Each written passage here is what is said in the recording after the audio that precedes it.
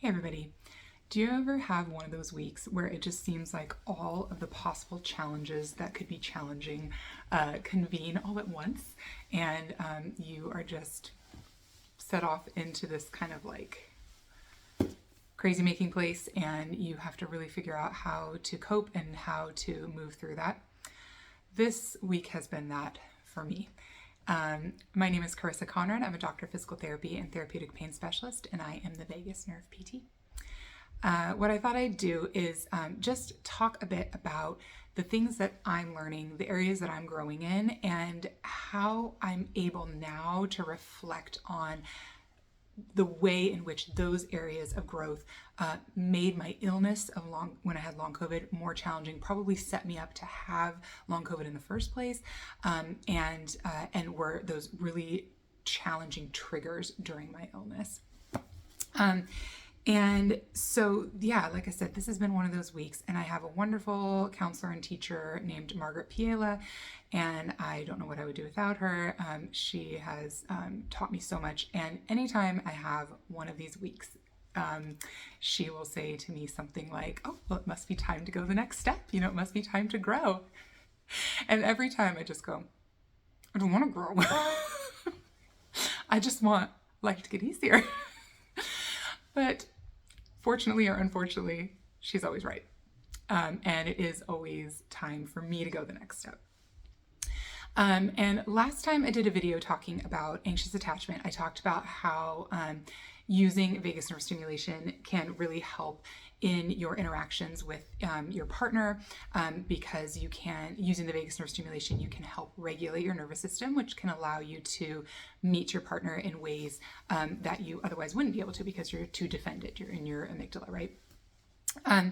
And this week has really been a lot for me about using the vagus nerve stimulation to help with my growth, help with those that neuroplasticity component. Remember, I've talked about that before. The targeted plasticity that comes along with using vagus nerve stimulation.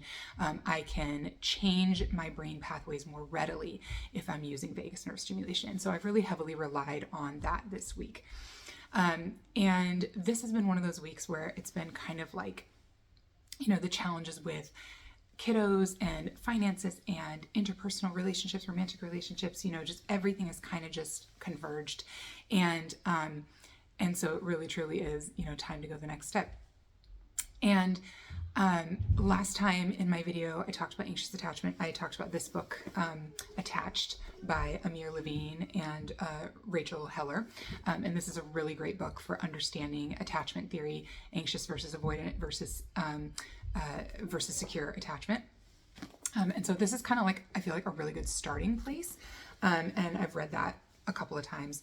And this week I've been reading Hold Me Tight by Dr. Sue Johnson.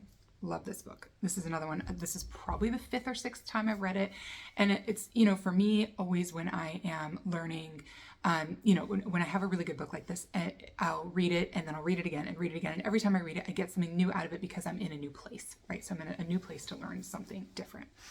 And this book, this is focused on romantic relationships. And it's really wonderful for that. I have also seen so much, like I said, this week has been kind of like all the things. And it has really helped me also, even just thinking about my kids, even just thinking about, talking with their dad, talking with my kids, how can I have compassion for where they're at? And essentially what it boils down to this week is I really had to learn that we are all wounded. And because we're all wounded, it really is often as though you have two wounded animals who are backed into a corner, trying to push the other one away so that they don't keep getting their raw spots rubbed. And I really can see that so much also with my kids. And, it's like everybody is just trying to keep themselves safe. We all have these experiences. We all have these wounds, including my kids, even though they're little, right? And they are, it's like if you poke an injured bear, right? They're going to like bark at you. And then if you bark back, you just keep kind of looking for the way in which the other person is hurting you, right? And we do that with our kids all the time. We do that with our partners all the time. We do that with other people all the time, right? We're always looking for that other person is hurting me. And if they're hurting me, I'm going to push them away. And the way I usually push them away is either with my anger, or I shut down, or, whatever your coping mechanism is, right? And so the reason I'm talking about all of this is because those feelings are really uncomfortable, right? So, and then that leads to a lot of anxiety. It leads to a lot of fear. And that contributed so greatly to my illness when I was sick with long COVID. I've talked before about how challenging it was, like when my kiddos would cry. And that was because I felt so basically afraid when they cried, right? Part of anxious attachment is thinking that I need to make it all better for them, that I need to, it's like a codependency, right? That I can't let them cry, that I can't, it made me so agitated because, because I felt like I needed to solve it, I needed to fix it.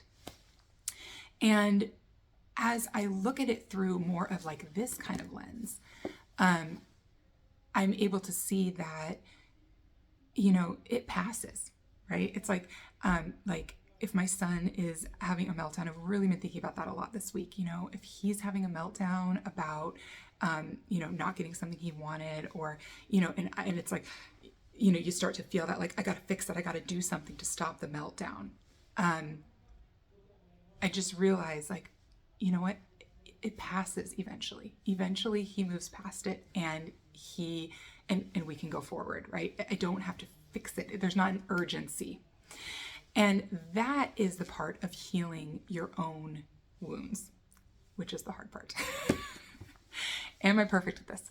Definitely not. Am I working on it? Yes. For people who are anxiously attached, the core wound is abandonment. And so you want to fix everything for everybody because you don't want to be abandoned, right? You don't want to be alone.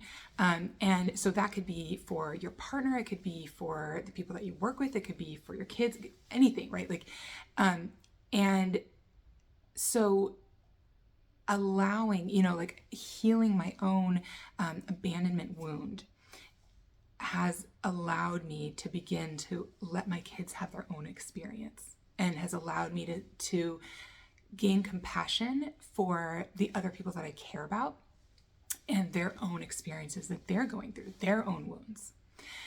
If I am always coming from a place where I'm wounded and I can't handle what's happening, or I can't handle what you're doing right now because whatever you're doing right now is triggering me, then, and the other person's doing the same thing, right? So again, like two wounded animals in corners, backed into corners, right? We're both doing the same thing. We're both pointing the finger at the other person, saying that you are doing something that I find unacceptable, and it's unacceptable because it hurts me. Well, what if it didn't hurt me? This is the part that I'm working on. Now, what's so challenging about this, I think, is that this is counter to everything that you hear out there. Pretty much everything that you hear in parenting, everything that you hear in romantic relationships, everything that you hear about interpersonal relationships. A lot of what's out there is draw your boundaries, don't accept that behavior from them, right? Don't allow those people to keep hurting you. Now, is there some, there's some value in that, right? I think that we, those of us who have kind of been maybe taken advantage of, or, have overgiven, we've had to learn how to set limits. And those limits really are for ourselves in a lot of ways, right? Being okay with saying, I've got too much on my plate right now. I'm not going to take on that extra project, or, I'm not going to answer all those emails today. I'm going to set a limit for myself, or whatever, right? To avoid burnout, etc. So there's value in that. think it changes the whole dynamic. It changes the whole game when you say, I'm going to heal my own wound so that regardless of what you're doing, whomever that person is, whether it's your partner or your kids or your parents or your coworkers, whoever it is, if I am no longer wounded by your actions, if you are no longer scraping raw, my pain, my trauma, it just changes the game entirely. It's not anymore about, I need to just no more. I'm not going to allow, you to hurt me.